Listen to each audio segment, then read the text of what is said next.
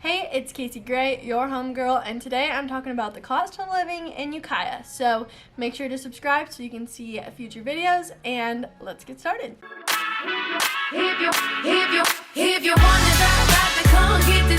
So the cost of living in Ukiah, the average being 100, we're at 115.2, which is a little bit above average, obviously, and that's United States average, but for being in California, I don't feel like that's too crazy. California as a whole is 149, so we are significantly less than the average price of living in California, but a little bit more than the average cost of US. So housing is of course the biggest factor when considering the cost of living. The median household income is $43,480. The cost to rent a 3-bedroom is anywhere from $1,600 to $2,000 depending on location and size. Cost of groceries is just above the average for the United States as an average. Cost of utilities, you could expect to pay close to $250 a month, everything from water to sewer to power.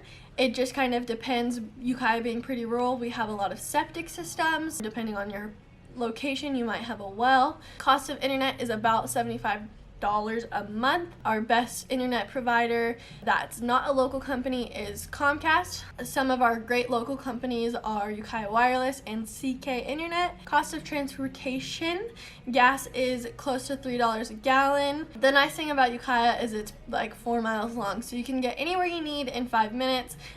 We do have a great public transit authority, Mendocino Transit Authority, and they are doing their best to, make things easier to understand, easier to ride, easier to utilize.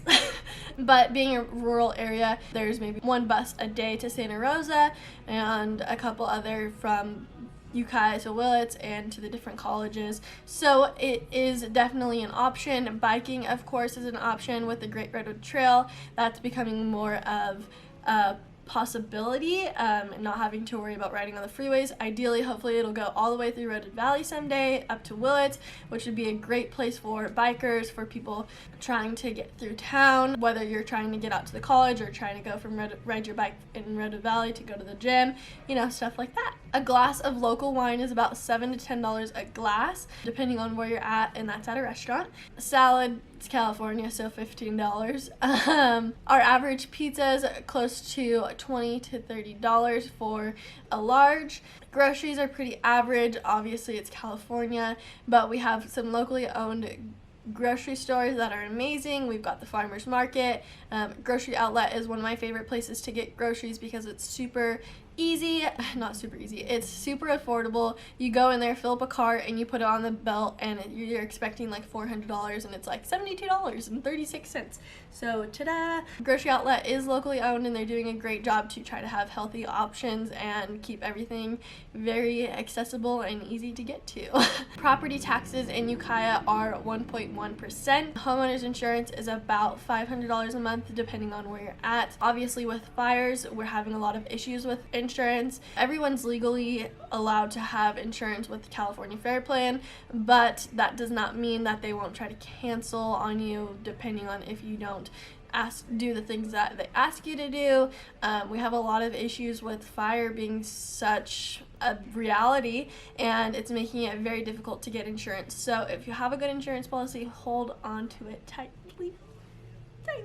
Our sales tax in Ukiah is about 8.8% at the time of this video. That pays for everything from schools to roads to all sorts of things. The city's budget for Measure Y is about $3 million a year, and they're doing with that what they can to fix the roads. And obviously, anywhere in California, they have made so many provisions as to what we're able to use, and so in more Midwestern states, the roads are a lot better because they're allowed to use things that can go on roads that make them a lot better. So, like I said earlier, housing is one of the biggest issues. We have such a low inventory.